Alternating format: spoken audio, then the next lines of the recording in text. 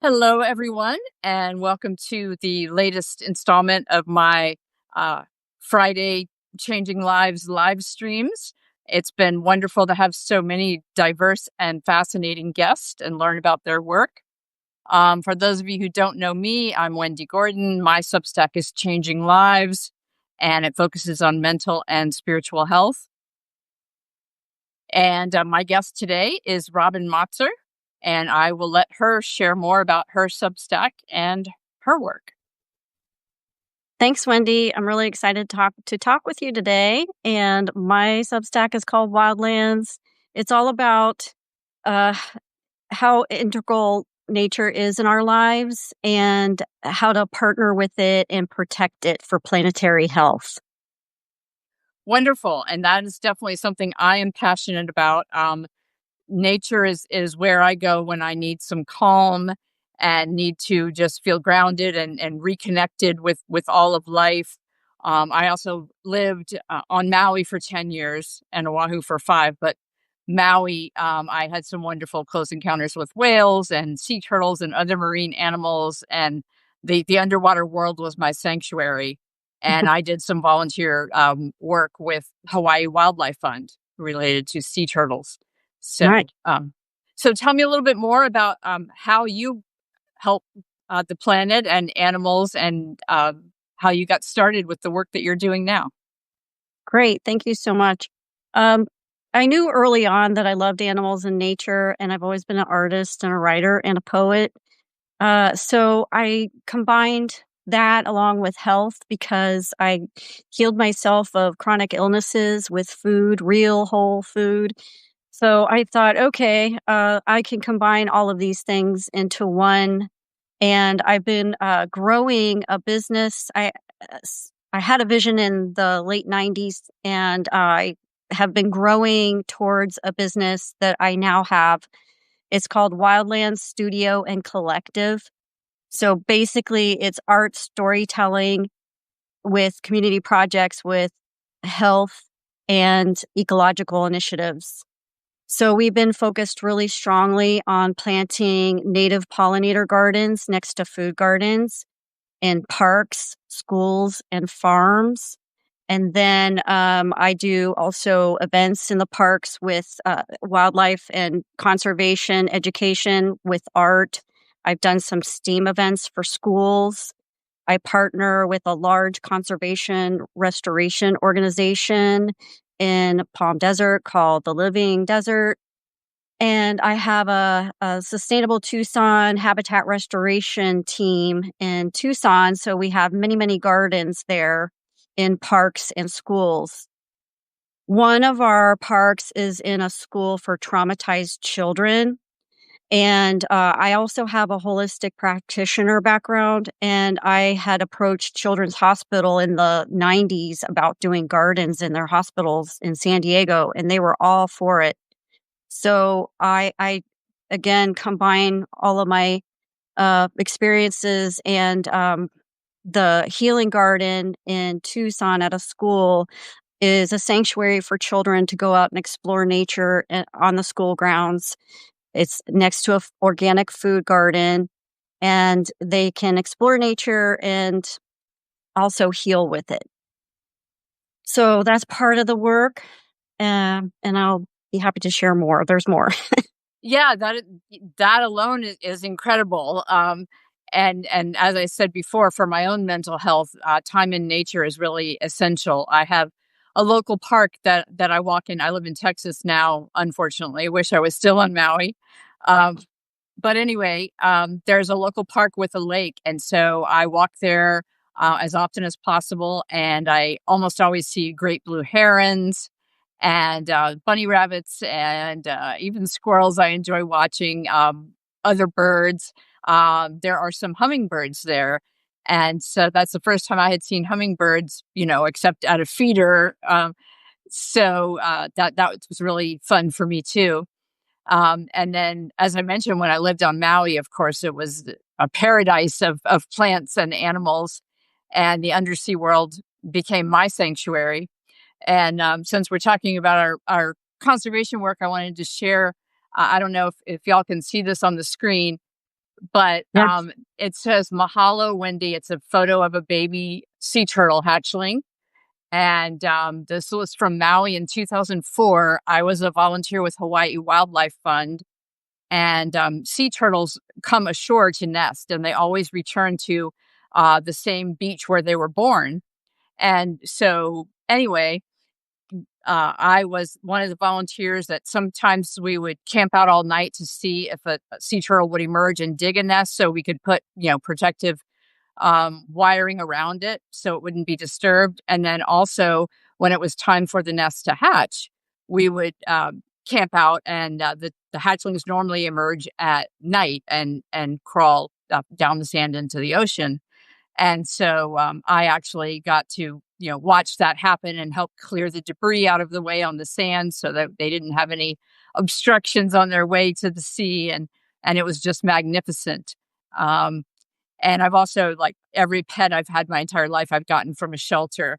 Um, and so I'm passionate about animals too, like you. I've loved them since I was a child. I would be the child that would have the caterpillars climbing up my arm, and I would be holding the toad, and all of the things that traditionally girls are supposed to be grossed out by. I was like, no, this is awesome.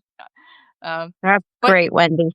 yeah, show me or tell us a little bit more about how you got started in this work. You mentioned you've always loved animals, but what was the kind of driving force to partner with the school and the hospitals? How did it come about? Well, it evolved, and as I grew my skills, I I just had a lot of really magical interactions with nature and with animals. My Hawaii story with wild dolphins is I was out with a friend of mine who worked at Scripps aquarium and ranch, and he was a scientist, and so he and I just put on our flippers and swam out. And you're not allowed to interact with the dolphins, and they're very protected. So these dolphins came to us, so it was fine. They were wild dolphins, and we played for a long time. And uh, they left, and then they came back with a baby dolphin, and they brought me gifts. And I just thought, okay, I just kept getting messages from wildlife like that, like, it was time to, like, step into a bigger role. So, long story short, I worked for a wildlife rescue rehab and release center, and I, uh, was able to do a lot of public speaking with them and presentations and raise funds and help with events and do all kinds of cool stuff and get them on, um, a PBS station for a program. And it just was a love of my life to work with wildlife. And so that evolved into the pollinator gardens because, again, as I mentioned before, I have a holistic healing background and a health background. So I thought, okay, the main way to help animals is to help people, because when we get people healthy, it's going to change the whole dynamic. So we do again, we do a lot of parks. We do a lot of native pollinator gardens next to food gardens in parks and schools. So I work with local governments and Parks and Rec, and I we worked hard to get pesticides out of our food gardens and pollinator gardens and the parks and the schools. So it's really great. The work is growing. It started off in Tucson, Arizona, and it's growing nationally and internationally. So I'll be announcing the projects in wildlands as I am able. And we do have a couple states that are going to launch new projects next year, 2026. And then beyond that, we've got several other in the works. And again, it's going to be working with Parks and Rec, and I pull together teams. So one of my skills is event coordinator, and as the visionary of these projects, I can I see different aspects of how to pull together a team that's going to really um, be a community project. So, not only to increase collaboration, but to reduce harm in each community. And my goal is to have these projects throughout the entire United States and in as many countries as possible.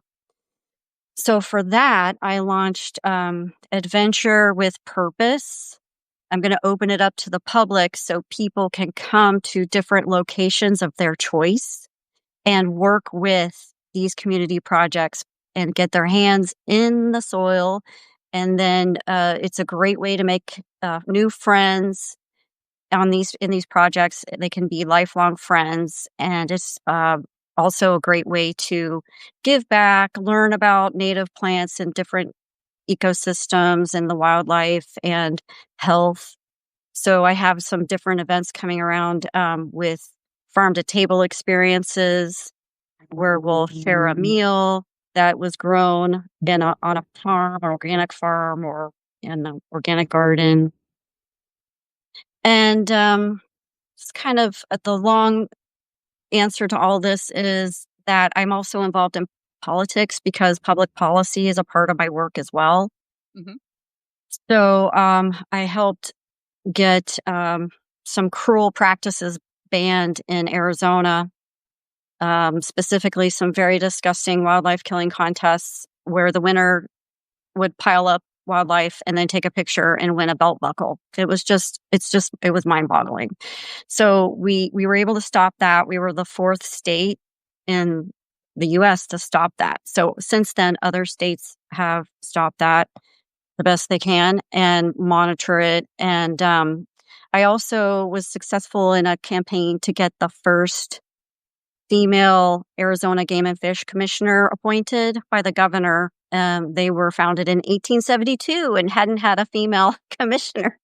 So I was very proud to get a female on that important appointment. And then I've done other things to get polluting diesel trams out of state parks and some other things. So I was asked to run for office in Arizona. And although that's a great compliment, I declined because I feel like the community projects, the grassroots efforts, not only are they my passion, but I really feel like they are the way to fix problems. And so I use my creative skills, creative problem solving skills to address the different issues, which are, health and environmental issues. And every community has them.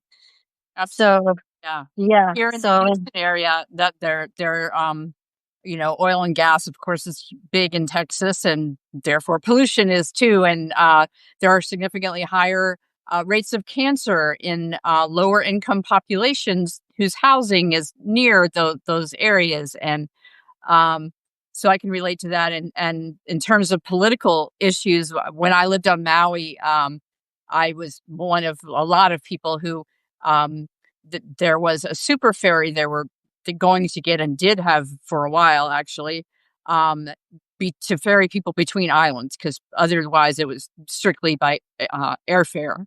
Um, but anyway, the super ferry was going to go at such high speeds that it would endanger whales and other marine animals, or could easily strike them.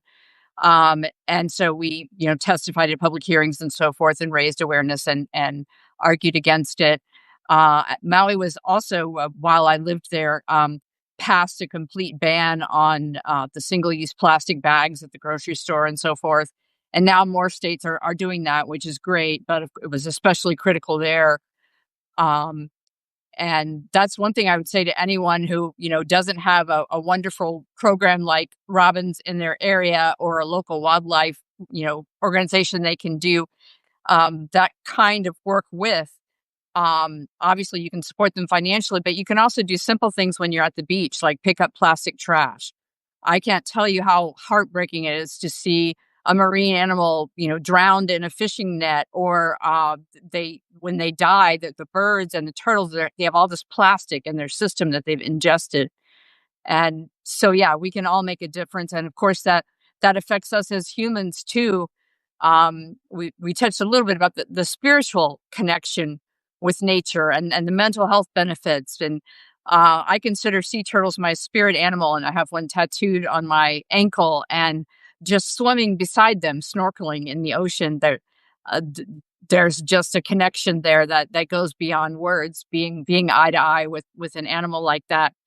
Um, and it does, I think, help all of us see our interconnectedness. Mhm. And when with wildlife conservation brings together people of very different political views, ethnic backgrounds, the whole gamut. And as you said earlier, Robin, the real key to fixing our political divisions and making positive changes in the world is grassroots. It's people coming together. And so, we get to know each other as individuals and rediscover our shared humanity underneath the layers of I'm in this group and you're in that other group kind of thing. Absolutely, very well said, and that's awesome, Wendy. Thanks for all that you've done and do. It's really important to do our part. As I say, do our piece of the piece because we each have a skill. We all can do something. So find our passion and do that. So that's what I do. And I've just recently made a business of it. So I'm talking to corporations and organizations about sponsorships and taking this work, as I said, bigger and nationally and internationally. So I've had some invitations to do some international projects, which I'll be introducing in Wildlands soon. And yeah, I can really relate to what you said about swimming with the wildlife. Same with the sea turtles, and then that I shared with the dolphins, and all the other beings that make up our planet, and animals and forests and seas, they and deserts. They don't know politics. They don't know borders. They don't know religion. They don't. These are all human constructs, as we know. So my work is really to really, include. It's a biodiverse group. Include the biodiverse ecosystems and the diverse people, and really, it's just a beautiful team effort. And we've made great friends. The people that work on these projects, we're close. We're getting closer as we do each project, and they're amazing people. So I just invite anyone that's interested to check out Wildlands because the details and photos and all of the projects will be posted on there. And again, there's a 2026 spring project in the Sonoran Desert for all of you desert rats who want to get more involved in the desert ecosystem. Reach out to me, robinmotzer.substack.com. It's called Wildlands, and I'll share the details with you. And your recent post about resilience, I love there.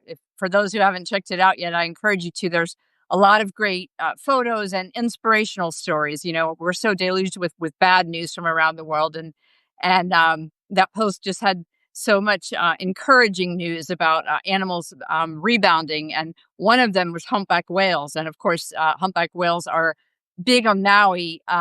There's a whole season where they come to Maui to mate and to give birth. And so when I lived there every year, we eagerly anticipated the first sighting of a whale, and um, whale watching tours on a variety of boats are a huge industry there. And I was fortunate. My job while I was there, one of them anyway, was I sold tickets to the whale watches and the other tourist activities. And so, for ever so many I sold, I got to go free on the boat on my own trip. So I had some amazing encounters with whales, and I mentioned in notes that I would share two of them. Um, One was that a whale surfaced so close to our boat that when it exhaled, the spray from its breath landed on me. And on the one hand, it was awesome to see it up close. On the other hand, it's just like having someone sneeze on you. It's really not a pleasant experience, and it stinks too. But it was great. And then the other one was, and these are on Zodiac rafts, I should clarify, so we're right down like eye level with the whales. It's not a big boat. Yeah. The other one, during mating season, male humpbacks compete for who's going to get to mate with the female. And so they form these competition pods where there'll be like 5 or up to a dozen different males, basically beating each other up in the water, trying to win out and get the right to mate with the female. And so one time I was on a Zodiac, and this these group of males were chasing after the female, and she kind of used our boat as to go underneath and do a pivot. And so we are surrounded by these very excited, aggressive male adult humpback whales, and they are all swimming straight for our boat. So much so that even the captain, who does, these multiple times a day for years, said, "Oh shit." Um, and thankfully, they didn't actually collide with the boat, and everything was fine. But yeah, they swam right by us, and I couldn't find it, but I actually have a photo with an underwater camera that the captain grabbed my camera and stuck it into the water and snapped a photo, and all you see is this giant whale eye and a little bit of its face. That's how close it was. Nice. Wow, that's very cool. Yeah, that's a really cool experience, and whales are our record keepers. They're ancient beings, so that's a And really they were great almost story. hunted to extinction. That's what they were, one of the stories in your post about. And thankfully, through the hard work of a lot of people and changing laws, it came to be understood that killing them was not good, and that it was possible to still be financially viable instead of selling their blubber or other parts. We could People could profit from tourism related to seeing and admiring the whales. And so it's a wonderful success story. On Maui alone, the numbers have just increased so dramatically. They were down to like 7,000 before the laws changed. And now they're, I don't even know how many, but like 10 times that many easily, if not more. And so, yeah, if anyone's planning a trip to Hawaii, if at all possible, go in like February or March. That's the peak of whale season. And Maui's the best island to see them because it's shallower between Maui and another island. And so, the calves are born there. So you see a mama and her baby breach, right, jump fully out of the water. And even from shore, you can sometimes see the whales there. I've been in traffic jams caused by a whale being so close to the road that everybody's looking at it. Yeah, that's so cool. Yeah, I recently returned from Norway, and I was invited to do a garden project above the Arctic Circle there on a farm next to a sea and forest and mountain. It's a dream. So I might have an opportunity for people next year with that project. But anyway, we went out on a small raft too, and we saw pilot whale pods, and one breached up to spy hop and check us out, which, Yep. uh, as you mentioned. So I really think that's the most exciting encounter, is to see an ancient creature just, so close, and it is a thrill. Um, I also have uh, a shamanic name, and it's Loud Hawk. A Toltec shaman gave me this name, and it means one who gets things done. And so Loud Hawk, one who gets things done. So I'd say hawks are definitely my spirit animal, um, as well as panthers. So I really love jaguars too. I did um, some events in southern Arizona, and helped to bring the forefront of the plight of the jaguar, and that they're coming back in southern Arizona. So it's exciting. They're elusive, and their numbers are still pretty small. But the good news is, and thanks for mentioning wildlands, the good news is, with the resilience stories, wildlife and nature are very resilient, and they are able to come back even when they're close to extinction. And that's the beauty of the power of people, because they can really bring magic to life and it's thrilling to witness. And it's a really powerful metaphor for our own lives because I'm sure each one of us have had our moments of, "Wow, I don't know if I'm gonna make it through this." I certainly have. And again, that's another reason why I'm so passionate about this work because I can see the transformations that people are having in doing this work too. It definitely helped my transformation, that's for sure. Yes, I would agree. I shared before just being in nature is essential to my mental health, and that the underwater world was my spiritual sanctuary. Um, and also just the doing the work that brings people together, as we were saying. And um, my work now, it's not specifically related to nature, but is to bringing people together. And our country, of course, in the United States is so divided right now politically, and there are so many horror stories of things that are happening. And um, so I'm kind of seeing my role and in conjunction with, the one-on-one mental and spiritual health coaching I do, um, as ha- creating online spaces where we can have honest conversations about what's happening now that don't devolve into arguments and that get beyond who caused this problem and start to talk about how can we work together to address the problem and be the change we want to see, instead of just complaining about how awful everything is and giving into despair and rage and cynicism and feeling utterly powerless, like things are so bad we can't make a difference. And so I'm doing a Zoom this Sunday, just as open Zoom discussion, open to the public. Um, my Substack page is wendygordon.substack.com, Wendy with an I at the end, not a Y. And it has more details on that. But anyone can come. The easy link to remember is bit.ly/CL Zoom, the number two. So CL for Changing Lives, CL Zoom 2. But like I said, you can also go to my page and see the link there.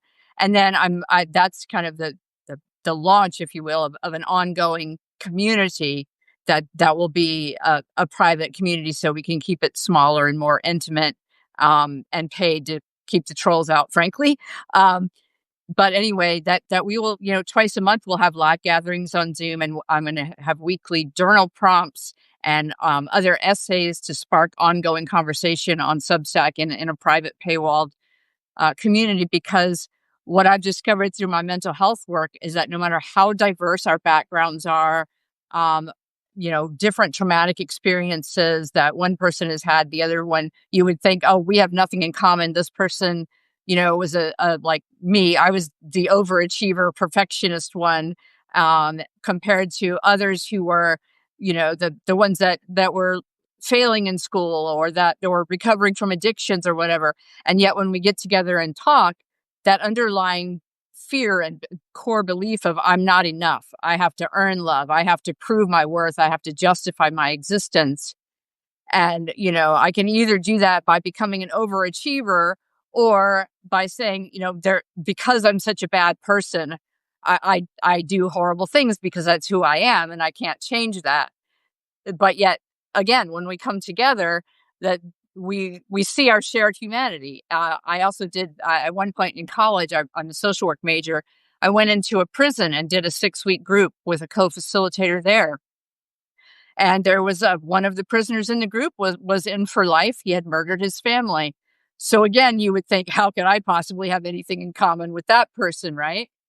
But when we share at that deeper level, we rediscover our shared humanity, and that our lives, no matter how different they are, no matter our sexual orientation, gender identity, ethnicity, religious beliefs, political beliefs, none of that matters when we strip away the mask and are just real with each other. We all want to feel safe. We all want to feel loved.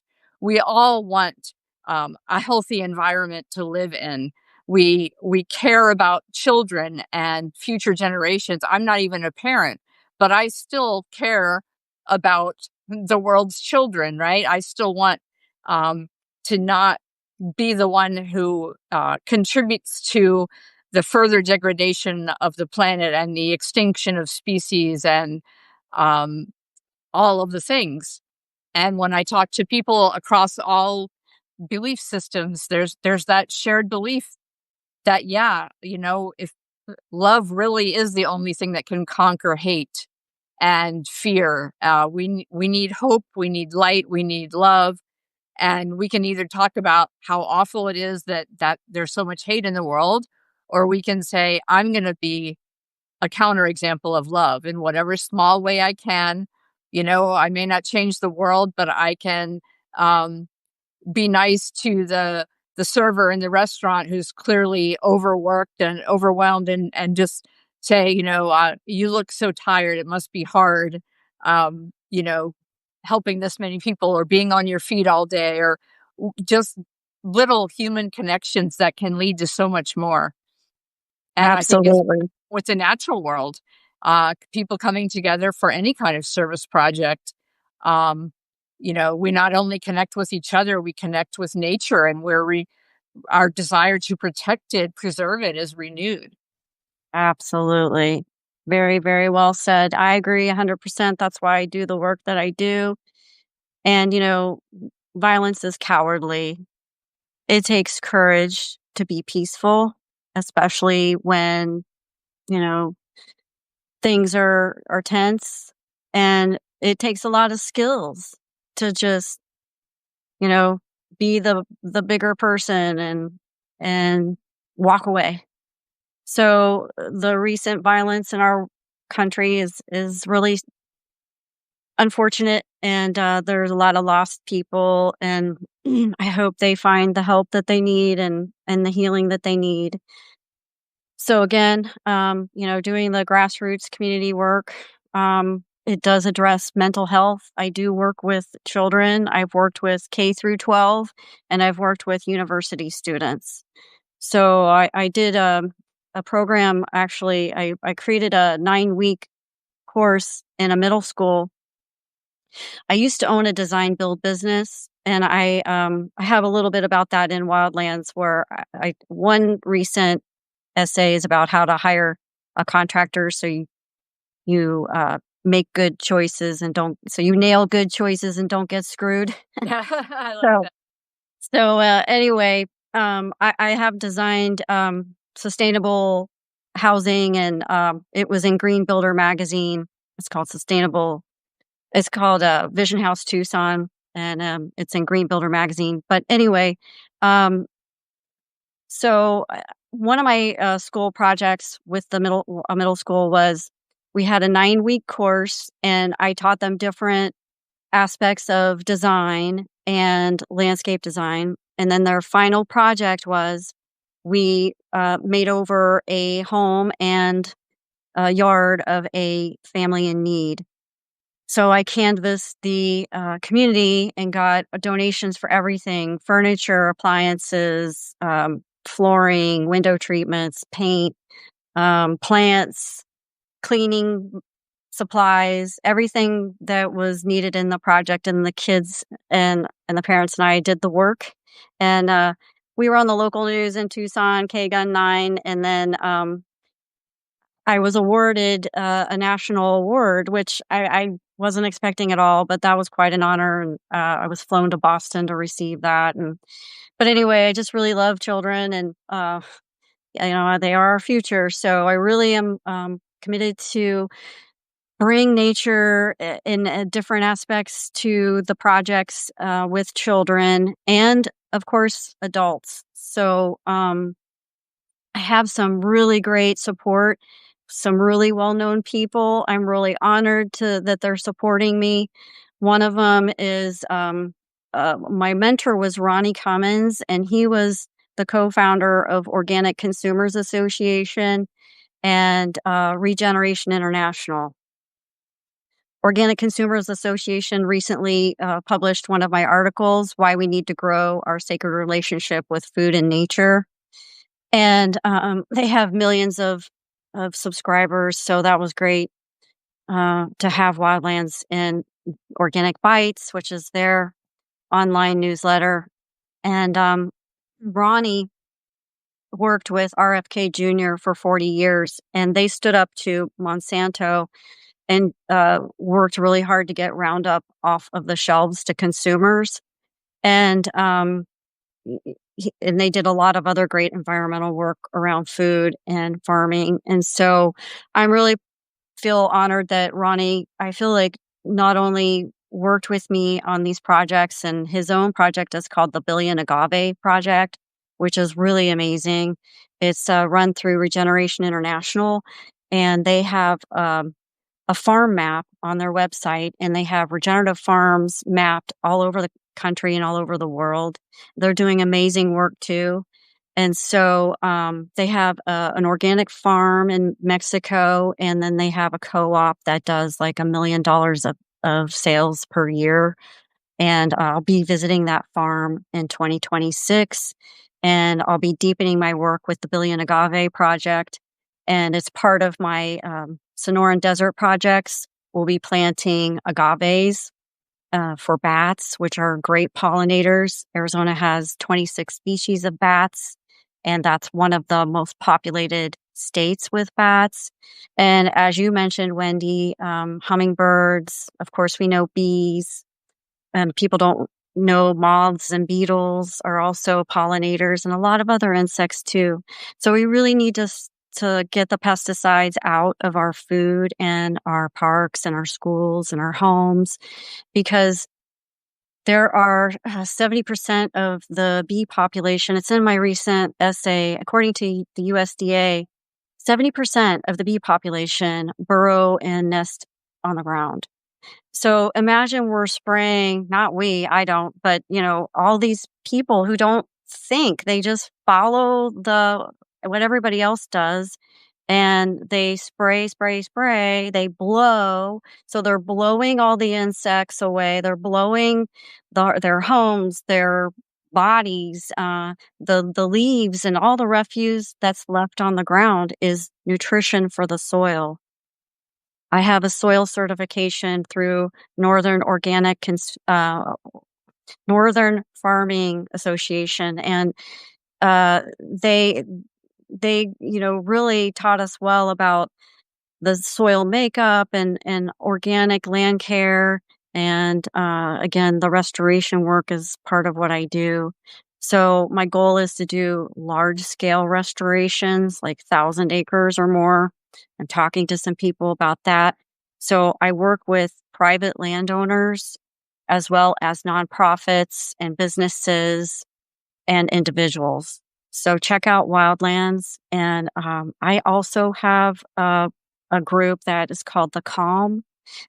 We've only met a couple times because I've been traveling a lot. I travel overseas too, but I'll get more into that again with the Calm. But we do different things. We do meditations, or we'll talk about issues.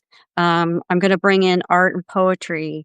Um, so check out Wildlands. And just want to kind of finish up with one thing, Wendy. Um, Thank you for having me. This has been great. Um, you know, you mentioned be the change you want to see, and that's a great quote from Gandhi. And when I was young and kind of starting on this journey, I met a man who grew up in India, and he was quite a bit older than me. He became a good lifelong friend, and his father was an attorney for Gandhi.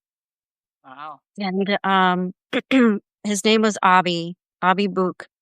And Abi told me, I really feel he was so magical. He told me many years ago that he saw me in gardens with thousands of people. And it was before I had launched this work, and I was like, I was shy. I was like, oh my God, that's so overwhelming. I can't even handle that. But unfortunately, Avi passed away, and so did my mentor, Ronnie. But anyway, they both would be really proud of how things have evolved, and I've carried their spirit and their work further, and I really honor both of them. And I'm really passionate about this work. So please, please join me if you want to get involved and leave a legacy of love. I call it love in action. Thank you. Yeah, and love in action is so badly needed in our world today at every level and every so if I think that wildlife conservation is something that affects all of us and is worth supporting for anyone. But if that's not your greatest passion, then maybe you volunteer at the senior center or the food bank or whatever speaks to you. But there's a contribution that all of us can make, and that when we are quiet and listen to our deep inner voice, we know what it is that we feel led to do. And um I just I want to acknowledge that it's hard to keep up with the comments in the chat because number one, my brain can't multitask that way, but also the Substack doesn't leave them up on the screen, and you can't go up and down. But someone mentioned that until we can listen to each other and suspend judgment and listen to understand instead of to argue, basically, that we'll never get past where we are. And Right. if and that's my passion too, is that some people think, well, if we just had a different leader, or if the people who are currently marginalized and oppressed, if they were the ones in power, things would be different. And they would be different, no question. They might even be better, but it still wouldn't be the full scale transformation that we need, because it's the systems that are broken. It's not any one person's fault or any one political party, or we can say, oh, this one's worse than that one, but they're all part of a system that's never fully functioned to be, bring liberty and justice for all, let's say. Um, and there are ways that all of us can help in whatever small way. It's so easy, I think, at least for me, to get depressed and overwhelmed and just feel like nothing I do is going to matter, because the problems are just too massive, and um, just not even want to try. It seems so hopeless. But I just remind myself, one little thing matters. I recently we were very fortunate. We had a barn swallows build a nest on our patio, our balcony. The fire heads, the sprinkler thing, they used that as the base and built this nest. And so I could look out our glass door every day at this nest. And I got to see the baby birds, first peek their head out and watch them grow. Um, the sad part was that there were four hatchlings, and one of them was much smaller and weaker. And so the others pushed it out of the nest, as happens in nature, survival, instincts, and mom couldn't feed all of them. But the bird fell out of this nest down onto the concrete of our balcony, and amazingly was still alive. Oh, And this is, in Texas, 100-degree heat. So my husband, I wasn't home yet. My husband brought the bird into our house, and it was still alive. And we were able to, like, shred up paper towels and stuff, and keep it alive overnight until we could take it to a wildlife rehab center the next day. And again, I mean, that's a small thing, saving one bird, but it was incredibly meaningful and powerful for us, and obviously for the bird that got to live that wouldn't have, and kind of a flip side example of what not to do. I'm kind of embarrassed to admit this, but having lived on Maui, I was well aware that it's never good to collect shells from the beach, because hermit crabs need them for homes, and you can't always tell if there's a tiny animal inside of it, and lots of reasons, even just anyway. So despite knowing that, on a recent beach trip, there were so many shells everywhere, and they were just, whole beautiful shells. And so I picked them up. I uh, walked up and down the beach carrying it for half an hour to be absolutely certain, okay, there's no living animal inside of this. I dipped it in the ocean just enough to get a little water in it to see again. So, and I was carrying it around all day and no signs of life. Well, I get back home only to discover that there were molting hermit crabs Oh, way up in the shell, that there was no sign of them whatsoever. And um anyway, so those I was not able to save despite my best efforts. So that's a cautionary tale of what not to do. Little things that we don't think of, just like with leaving, single use plastic bottles. Even beaches that have trash cans, if you throw your plastic in the trash and there's a lot of wind, it gets blown right back out. So, there are things you can do. And same with single use grocery bags. Even though if you live nowhere near the ocean or another body of water, sooner or later that bag or that helium balloon is another big one. People celebrate with releasing balloons. Horrible. Birds eat them and die. If they do end up in the ocean, sea turtles are die. So yeah, they're just small ways that we can make a big difference, both individually and even more so with groups like Robin's that collectively, come together and do joint projects. And right, thank you right. for the work that you're doing, Robin. Mhm. Obviously, it's changing a lot of lives, both human and plant and animal life. And yeah, the earth is our home and it's the only one we've got. And we need to protect and preserve it for lots of reasons. So I'm Yeah. quite grateful for your work. Thank you so much, Wendy. Yeah, my recent essay kind of pinpoints some of the things that you mentioned about, the resilience and the comebacks and the work that we do allows that quiet space so people can hear their inner self. And we have so much noise in the world, it's hard to hear sometimes. So being in nature is a great place to be able to tap into that inner voice that might be ignored or not heard yet. And you mentioned wildlife rescue, and I was able to save a state license. I had to do some high level negotiations with the state of Arizona and work with senators and game and fish to save a wildlife center that their license was going to be pulled.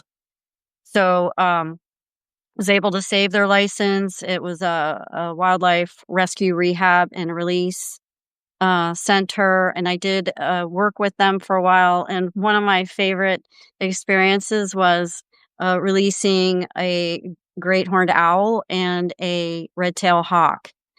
So driving them, they each had their little pen and my Jeep, and I'm driving them back out into nature, into the wild where they were found, and released them. And it was one of the greatest thrills and joys of my life. And I just love that work so much. And wildlife centers and rehabs are so important.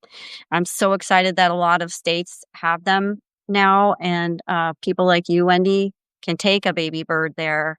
I have fed baby birds, and I have fed all kinds of animals, and that is such delicate work to feed a baby bird. Yes. So, blessings to all those people doing that work. And And I have to give a shout out since you mentioned releasing animals into the wild. That reminds me of another incredible experience I had on Maui. The Maui Ocean Center, which is Maui's aquarium, because it is right on the ocean, they continuously catch and then release back into the wild animals. And the animals that are hatched as babies within the aquarium, they release to the wild. And so I got to participate in releasing baby seahorses into the ocean. And so oh, this crowd of us, walks from the aquarium down to the ocean, and everyone else is standing on shore watching this, and the staff member of is wading out into the water with these, and I said, "Can I wade with you?" And so I was fully in the water, and I got to literally, help release the seahorses and watch them swim off into the ocean. And um it's just so incredibly powerful to again have that connection. And any act of service, whether you're serving your fellow human beings or helping an animal, um, it's just for your own mental health, if for no other reason. It's a wonderful experience, and there's really nothing more satisfying and no better way to get out of feeling hopeless and helpless than to do something hands on like that. Right on. And Yeah, you that's mentioned with amazing. trauma, especially with traumatized children. Mhm. Um, and I also read in New York State there is a state park for specifically for neurodivergent kids, a section of it. And I was so impressed by that. Um, and also, that the camps that use horses or other animals as a healing method for traumatized people. Animals can heal in a way that nothing else can. I mean, it's just incredible the spiritual dimension of it. Um, Absolutely, absolutely. Yeah, I'm trained in healing touch for people and animals, and I trained with horses and dogs, and that was during some of my trauma as well, and, the experiences I had with the animals was incredible. I still do that work. I do long distance healing work, and as an artist, I do a lot of animal portraits. So I do a lot of commission work, and I do have a website on my Substack. It's just a small website because it doesn't leave a lot of room for a lot to show a lot. But I do have my artwork on there and some poetry. And my goal is to write books. I've been wanting to do that for a long time. And I don't know if you know Louise Hay, but yes. when she was starting Hay House, um, she asked me to assist her, and she was 70 years old when she started that publishing company. But I turned her down because I knew I had a course, beyond the writing and publishing. Um, so I didn't take that job, but I do have that healing ability that I'm very close to, and uh, anyway, I just, wanted to mention that, I don't know why, but I just thank you so much, Wendy, for giving me this space to be able to talk about my work and talk about what I do. I can't see the comments, but, just come see me at Wildlands, and, again, I'm gonna be having opportunities around the country and around the world for people to get involved, so keep checking Wildlands for those announcements. Thank you for all that you do and for talking about it here. And you briefly touched on your own trauma, and I think the connection is that resilience piece, that we are resilient too, and there's more and more research now about our ability to change the neural pathways in our brains, to rewire them. And so it's we're not doomed to continue to carry all the intergenerational trauma and to repeat the unhealthy behaviors and beliefs that we've internalized. It is possible to change them, and it's not just a head thing; it's a body thing. And so I think that's another reason that animal therapy is so helpful, because it is a hands-on, embodied experience. The same with gardening and the pollinator gardens. That yeah, it's humans can be every bit as resilient as nature, and when we help nature, we help ourselves too. That's right. That's what I write about and show, and that's a recent essay. And my one of my the vision that came to me in the '90s was it was so unique at the time. I didn't even know what it was. I had to sketch it out. And what it was is what I saw were gardens, so healing gardens, food gardens, wildflower gardens, and I saw animal sanctuary and classrooms and places to stay, and I saw that this could be done not only on people's private land, but it could be done in healing centers and hospitals and businesses and schools. And that was in 1997 when that vision came to me. And I have that drawing. I painted it out too. I wrote down a curriculum. I have kept that as my map all these years. And so what it has involved since then is Wildlands. And again, at that time, what I saw was so different and unique. I didn't even know what it was. And so I had to learn the different aspects to pull together what I'm doing now. And it is that. So my goal is to get some land and then complete that vision. So we'll have an animal sanctuary for the healing work and then the native gardens and the food, organic food, and then places for people to stay and meet and grow and learn together. And it's all about that spiritual growth. Yes. And yeah, so it's exciting to speak with you, Wendy. Thank you for all that you're doing. And it's funny because last year reached out to you. I hardly knew you, but I'm just like, Wendy, have you ever done a live Substack? And Wendy's like, I've only done one, so I can't really help you with that. But you've done so many now, and I haven't done any, like, so I think this is my second one just as a guest, but I will be launching a Substack Live. I'll have you on as a guest. Uh, That's great. yeah, so thank you again. I've really enjoyed this hour, and all blessings to you, Wendy, and everyone watching today. Thank you so much for joining us. Thank you. And thanks to those who joined us live and left comments in the chat and sent up hearts to let us know you appreciated this. We're grateful for your presence and grateful to anyone who sees the replay and decides to reach out to Robin or to me and help heal the brokenness in our world and make it a better place. And so, with that, we'll say goodbye and thanks for joining us. Bye. Bye bye.